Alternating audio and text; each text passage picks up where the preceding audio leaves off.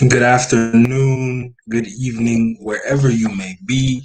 Thank you for joining me here on Virtuous Streams for another episode of Dad Can We Talk. I am your host, Gabe Dorsey. Last week we had a conversation about not hindering a child's relationship with their other parent, regardless of how you may feel about their other parent.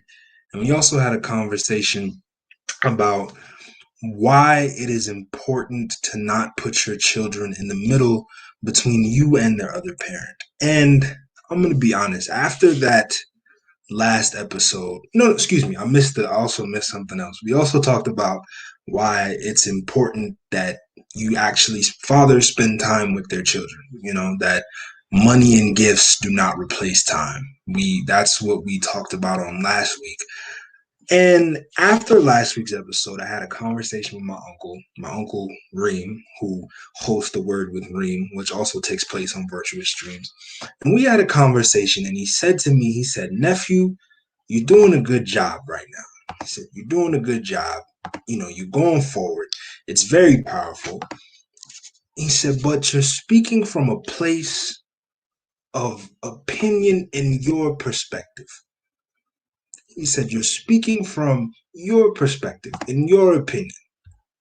And I got to thinking, and he was right. So far throughout these episodes, I've been giving you guys my opinion on things, and my perspective is how I grew up. And he said that you gotta come with some facts. People like facts, they like things to back it up. And I know that here on Virtuous Streams that we go with the word, and that's primarily where we come from. But I wanted to give you guys a different perspective on today. So I have assembled some facts from a few different sources. We have the U.S. Census Bureau, the U.S. Department of Justice, the U.S. Department of Health and Safety, National Public Radio, and the U.S. Department of Health and Human Services. So, what I want you to understand is that in doing this, I want you to see how important it is that we have fathers in the home, right? I know nobody likes the word statistic. Nobody likes to throw the word statistic around, but unfortunately, we have to get into some statistics. We have to. We have to get into some statistics. So, I want to start. I'm going to read you a few of these, and then we're going to talk about them. Okay? It said, and this is not for the entire world. This is just for the United States. So if I lose you, just rewatch it. Stay with me, okay? Just stay with me because I'm going somewhere with this. I promise. According to the U.S. Census Bureau, there are more than 64 million men who identify themselves as being a father. Out of that figure, only 26.5 million men are a part of a home where they are married to a spouse and have children under the age of 18 living there. 64 million men in the United States identify themselves as fathers, but only 26 and a half of them, 26 and a half million men, live in the house with their children. Now, I'm not done yet because I still got a couple more to read, so stay with me. It says, according to the U.S. Department of Corrections, it says 85% of youth who are currently in prison grew up in a fatherless home. Children who, and again, just so you know where my sources are, this is the U.S. Census Bureau, the U.S. Department of Justice, National Public Radio, and the U.S. Department of Health and Human Services. So don't think I just pulled these statistics from anywhere. No, these are real statistics. It says children who live in a single parent home are two times more likely to commit suicide than children in a two-parent home. Living in a fatherless home is a contributing factor to substance abuse, with children from such homes accounting for 75% of adolescent patients being treated in substance abuse centers. If this is getting kind of hard to digest, I understand, but I'm almost done. I got a few more of these to read, and then I'm going to get to my point. 7 out of 10 of every youth that are housed in state-operated correctional facilities, including detention and residential treatment, come from a fatherless home. 39% of students in the United States, from the first grade to their senior year of high school, do not have a father at home. Children without a father are 4 times more likely to be living in poverty than children with a father. 90% of the youth in the United States who decide to run away from home or become homeless for any reason originally come from a fatherless home. Now, this one kind of got me deep.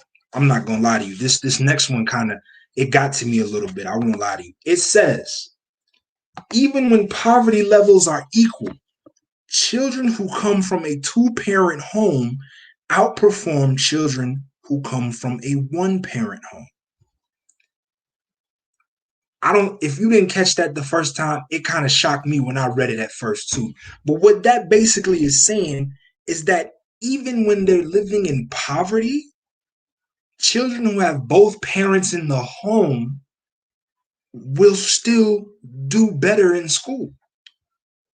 I'm almost done. I'm getting to my point, but I'm almost done. It says 24.7 million children in the United States live in a home where their biological father is not present. That equates to 1 in every 3 children in the United States not having access to their father. And here's one that really hit home for me. This one says 50% of the fatherless homes in the United States involve African American or Black households. Hispanic households have a 31% fatherless rate, while Caucasian or white households have a 20% fatherless rate. Now, I know you're going, Gabe, what is the point of reading all those statistics? And here's the point I want to make. This is what I really wanted to get to today.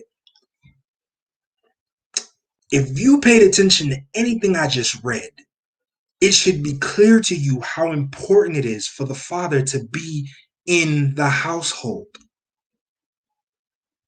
It should be very clear to you. 90% of teens who run away from home or end up homeless come from households where their father wasn't present. Now, that's not a pretty statistic, and I won't sit here and lie to you like it is, but this is reality. This is the reality of the situation. This is the reality. 24.7 million children in a house where their biological father isn't present. That doesn't bother anybody? Remember, the first one I read said that 64 million men in America identify as fathers, but only 24.5 million of them, 26.5 million of them are part of a home where they're married and raising their children. 64 million, and we're not talking about the world, we're just talking about the United States, but I want you to stay with me here because, again, 64 million men. 64 million men in America say that they are fathers. 64 million, but only 26.5 million of them live in the house with their children. That's only 41%. That's only 41% of the 64 million men in America who identify as fathers that live in the house with their children. I'm going to put it to you bluntly, that's a shame. That's a shame. There's no other way around it. There's no 41% of men live in the house with their children. That's a shame. That there's no other way to tell it to you. There's no other nicer way to put it. Sometimes I just have to say it like it is. That is a shame. There are so many children out in this world who go out there not having proper guidance, not having the proper tools, the proper knowledge to live in this world, to succeed in this world because their fathers were not around. And to the men who decided to play that role and step up, who are more than willing to be that child's father or father figure, I salute you. But this is not about you right now. It should not be the case that we have this 64 million now, 64 million men in America who say, I'm a father. And only 41% of them are actively raising their kids. Now, I'm not the one to point fingers. I'm not the one to blame because I've realized that there are some issues on both sides. And what I mean by both sides is that between men and women, there are issues on both sides. I know that there are reasons why dad is not allowed in the household. I know that there are reasons why mom isn't in the household.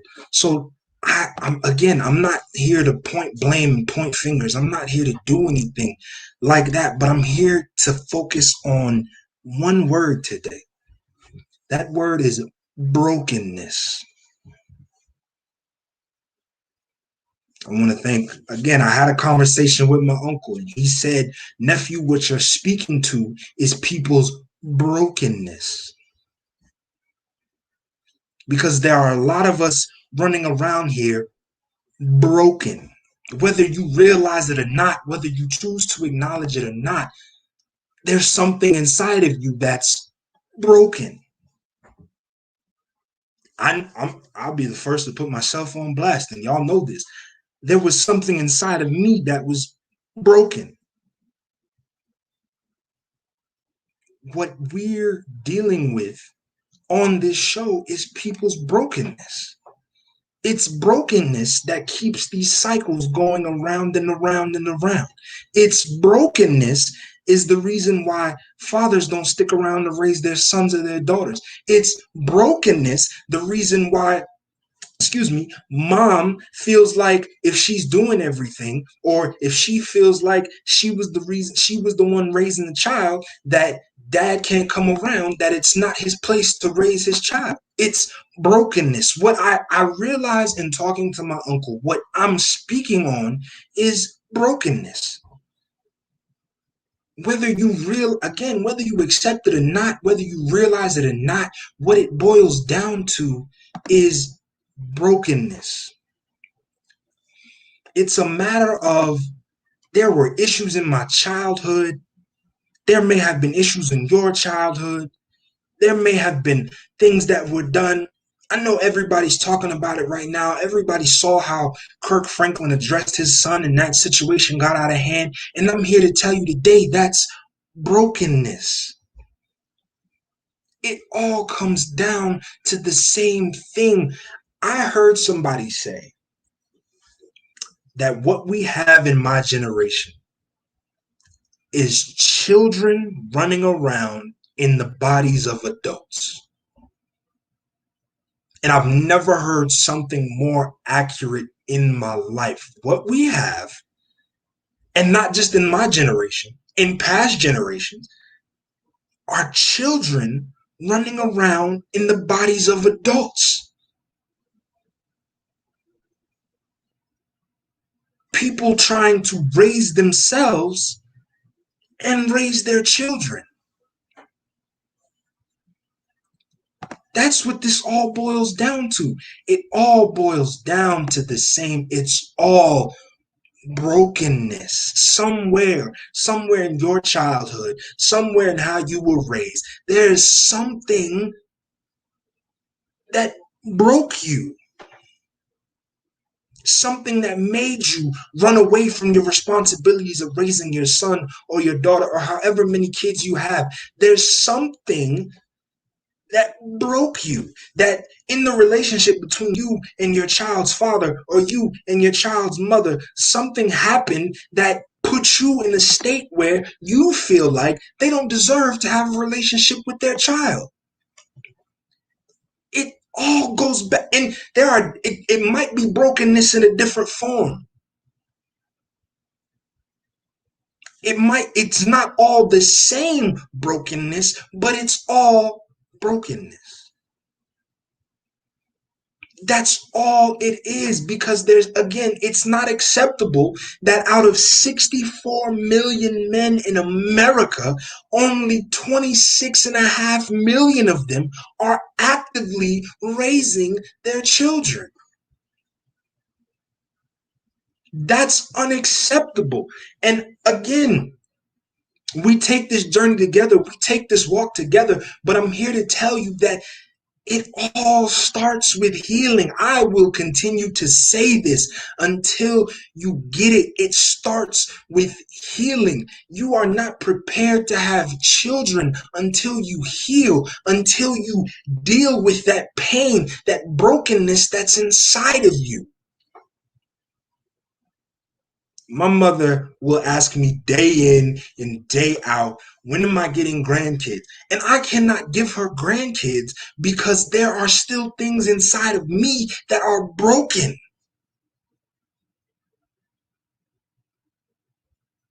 I listened to what happened between Kirk Franklin and his son, and I tell you today that there's something that's broken.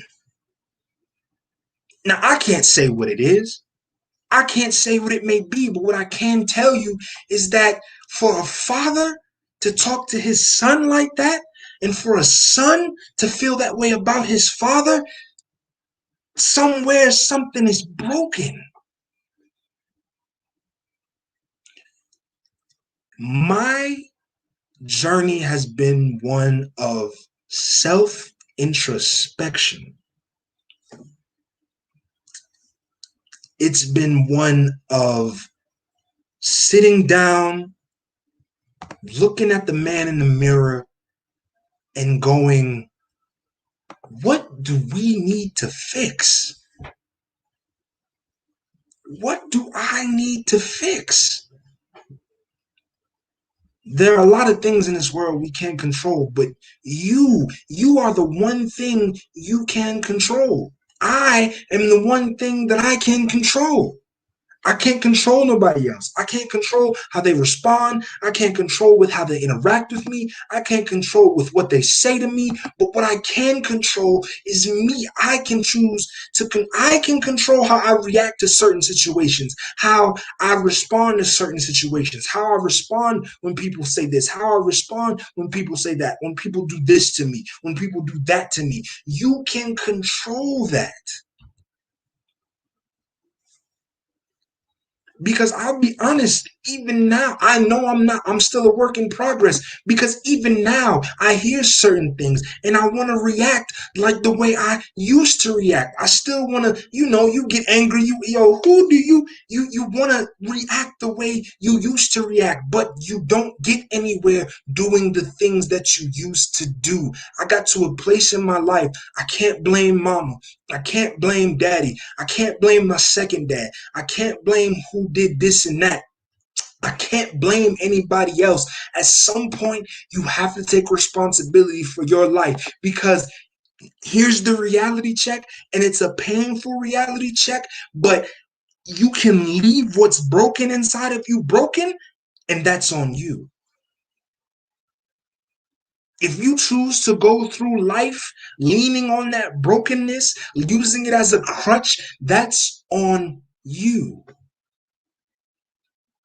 Once you identify the traumas and the pain in your life, it is your responsibility to then address and fix those traumas. The responsibility is now on your shoulders. I'm 22. It took me all of my 22 years in life to get to a place where I realized, oh, I can't blame my father anymore. I can't blame my mama anymore. I can't blame my second dad anymore. It's on me. This is on Gabriel. And I can't tell you how to start your journey. I can't tell you how to begin. But what I can tell you is that if you leave that brokenness, it will fester, it will boil, it will bubble, it will seep into those around you. It will seep into your relationships. It will seep into your friendships. It will poison everything in your life. It's poisonous. It doesn't benefit you. You have people who die, and the people that they had problems with feel this guilt because I never got to say what I wanted to say. I never got to tell them XYZ or such and such and such. And I'm here to tell you, as long as you leave that thing broken inside of you, you never will. Growing up, I used to hear the phrase a lot: forgiveness is not for the other person, it's for you. And I didn't fully understand it until I was about 20 years old. I didn't fully understand what it meant because I used to think, like, what are you for? If you're not forgiving them, who are you forgiving? What is the purpose of forgiveness? What is the purpose? It's not for them, it's for you. What do I need to forgive? What is forgiving them going to do for me? How does that help me? And see, what I missed out on was the fact that forgiving the other person sets you free. Because, like I said, once you get to a certain point, whatever pain, whatever trauma you've been through, it is now your responsibility to address it, fix that thing that's broken, and then start to heal your life. Listen, if you could get rich off of blaming people for how they done you, I promise you I would have as much money as Bill Gates. But the reality is you cannot. You cannot live the rest of your life blaming everybody else for the situations that you find yourself in. Oh, I act like this because daddy did this. Oh, I act like this because mama did this. Oh, I act like this because this is what I've been through. Listen, I may not have been through all the pain that you've been through. I may not have lived through everything that you've lived through. But I can tell you from experience that letting that stuff bubble up inside you and eat you up, it does nothing for your life. It doesn't advance your life. It doesn't help your life because the reality of the situation is all you do is just keep living in that hurt. You just keep living in that hurt. I am 22 years old, and I could tell you that there was a time where I wish I could hate all my parents. I don't mind telling you that. There was a time in my life where I wished I could hate all my parents, my mother, my father, my second dad. I wished I could hate all of them. I, I have no problem being honest with you. I wanted to hate them. I wanted to hate my father because of what he had done to me. I wanted to hate my mother because of what I felt like she had done to me. I wanted to hate my second dad because of what I had gone through with him.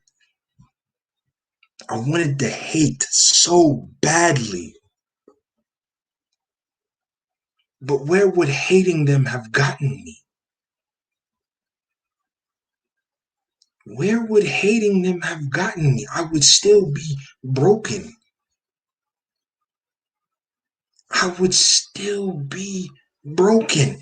To this day, I wouldn't be able to come on here and talk to you about any of this because I would still be broken, still carrying around this anger, still carrying around all this stuff from my childhood, still letting it rest on my shoulders. I would still be broken. And I'm not saying it to say I'm completely 100% healed, but I'm telling you, I'm better today than I was if you had talked to me some years ago. I'm better today than I would have been if you had asked me to come on here and do this show some years ago.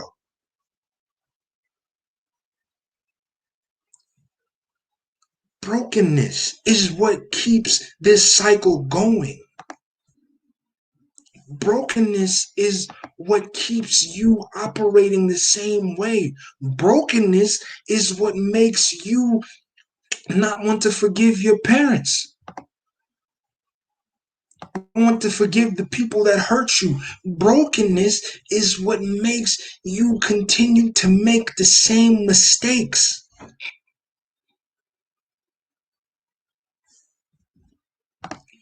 It all comes back to this brokenness. It's brokenness why families today don't last as long as they used to. Why marriages today don't last as long as they used to. Why children grow up in households without their father or without their mother. It brokenness. We've passed down the same brokenness over and over and over again. You watch daddy do it, so you did it. But daddy watched his daddy do it, so he did it to you. But your father's father watched his father do it, so he did it to your father. And they just kept passing it down. It just keeps getting passed down. The same broken spirit just keeps coming through generation after generation. My father wasn't there for me, so I'm not going to be there for my son. Well, my dad wasn't there for me, so I'm not going to be there for my son.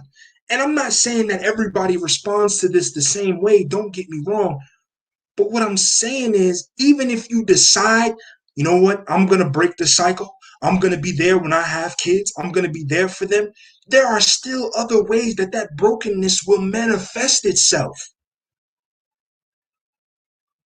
It manifests itself in so many different ways. For me, myself, and I don't have any problem putting myself on blast.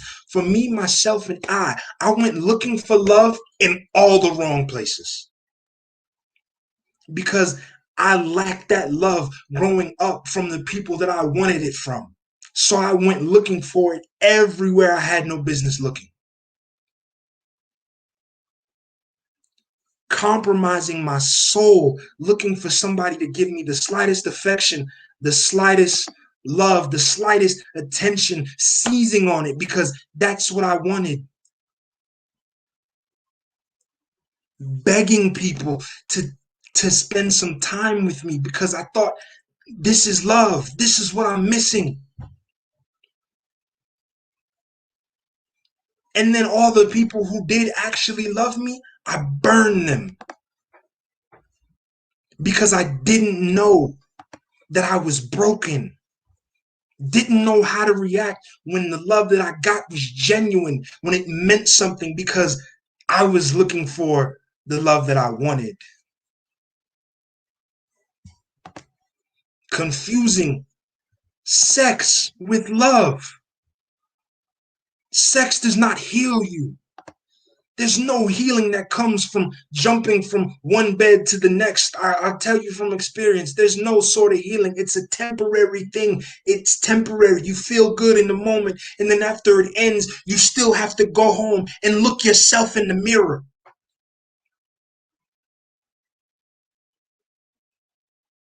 You still have to go home and deal with the consequences of what you've done.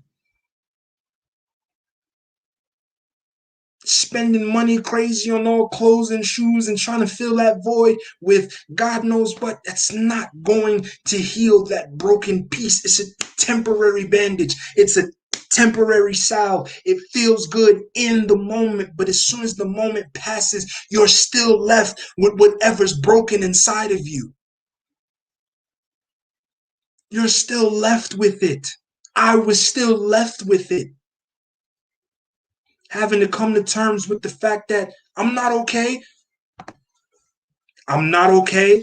I'm I'm not okay. I'm not doing well. This is not where I should be in life. This is not what I should be doing. But because I wanted something that I didn't have, that I didn't get from the person I wanted it from, I went looking for it everywhere else until all I'm doing is hurting myself, looking in the mirror like, what are you doing? Gabe, all you doing is putting yourself in some mess.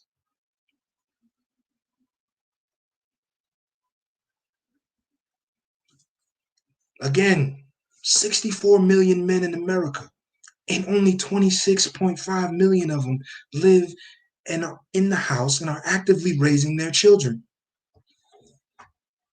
Because something's broken. There's a disconnect somewhere. I don't know where. I'm on this journey just like you to figure out where. Where did we go wrong? When was it okay to have dad outside of the house? When was it okay to for marriage not to be the goal? And I'm not saying everybody got to get married right away. That's not what I'm saying. But what I'm saying is, when did it become okay for men not to step up as dads? When did that become okay? Again, somewhere down the line, somewhere in the family tree, somewhere we just kept passing down the same brokenness. I don't have all the answers. I'd be a liar if I sat here and said to you that I did. But what I do know is that we have to start somewhere. It has to start somewhere because we can't continue like this. We can't continue like this. I'll say it again. I will say it until somebody gets it, until it does something for somebody, until you heal that brokenness. You will not progress in your life. You will not be happy. You will not be happy. I don't know how else to tell it to you. I don't know how else to say it, but just to say it, you won't be happy. There is not enough money. There's not enough clothes. There's not enough cars. There's not enough whatever. There is not enough to fix your spirit. There's no amount of anything else in this world that will fix whatever pain, whatever trauma, whatever it is that is broken inside of you. I have tried. And the only thing that has helped me is looking at the man in the mirror and going, what do I need to fix? What must I fix in myself?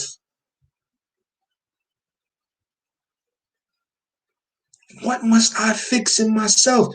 And see, I'm about to throw a word out there that I know a lot of people get kind of shook about. And it scares a lot of people off because people's immediate reaction is, oh, you must be crazy. Therapy is for everybody. I'll say it again. Therapy is for everybody. I don't care who you are. I don't care how much you think you can't talk to somebody. You have to find somebody to talk to. This is not a battle you will win by yourself. Believe me, I know. The lone wolf act, the I got it, the man on the island. This is not a battle you can win by yourself. This is not a fight you will win by yourself.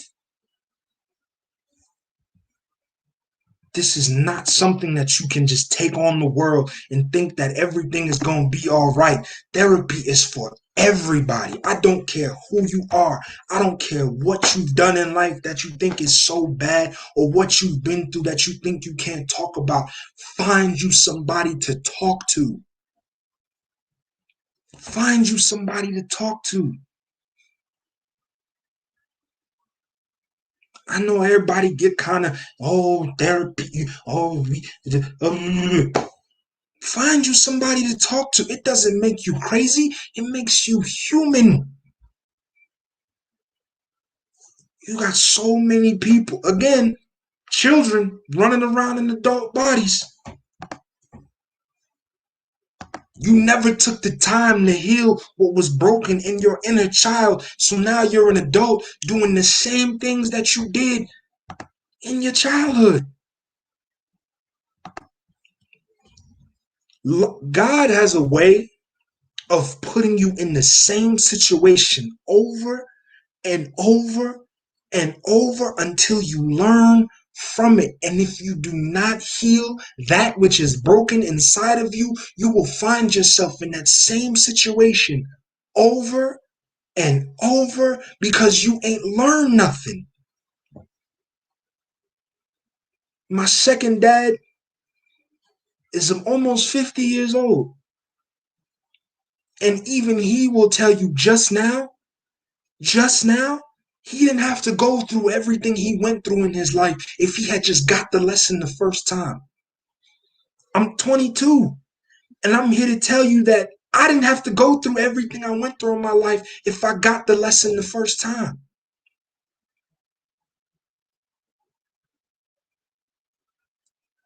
It starts with the brokenness inside of you. Nobody's going to heal that for you but you. There's, again, no amount of money, no amount of clothes, no cars. Having a baby won't fix it. There's nothing else that will fix this brokenness inside of you but you. And I'll be the first person to let you know when I don't know what else to do, I jump straight in the word. I jump straight in the word. If I don't know how to do nothing else, I jump straight in the word. If you don't know where else to start, jump straight in the word. I promise you. If I don't want to talk to nobody, I'm scared to jump straight in the word. Pray. And I mean really pray. Really take the time to read, because until you adjust that thing inside yourself, until you make yourself whole and get right, and it's a hard journey. Don't let anybody sit up here and lie to you and tell you it's not. It is a difficult process. Every time I wrap up one of these shows, I have to go and sit and take a minute because memories start to come back to my mind when I talk about certain things. Emotions start to flood back into me because I remember how certain things made me feel. It's not an easy process, and I would be a liar if I sat here and told you this is something easy. It's not. This is nothing easy. It's nothing that will just, you'll wake up overnight and magically be healed. No. But if you take the time, if you are diligent, if you If you really want to see a change in your life, if you really want to stop walking around with that broken thing inside of you, if you want to have children, have that healthy marriage or have that healthy relationship with your children, then it has to start. You have to decide to start. You have to decide to start. My name is Gabe Dorsey. Again, thank you for joining me on tonight. I truly appreciate it. This is not the last we are going to talk about brokenness because, as I said before, not everybody's brokenness is the same.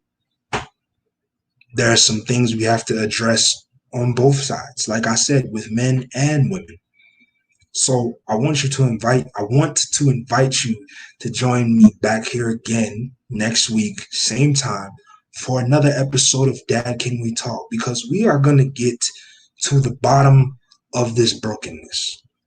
We are going to find out what it is that has separated the family like this. So again, tune back in to Virtuous Streams next Tuesday at 5 p.m. Eastern Standard, and we'll be right back here again, getting into this healing, into this brokenness, into this process so that, again, because the goal of this show is that we have those healthy marriages, those healthy relationships with our children, and most foremost and most important, we have those healthy relationships with God. Thank you for joining me again, and be blessed.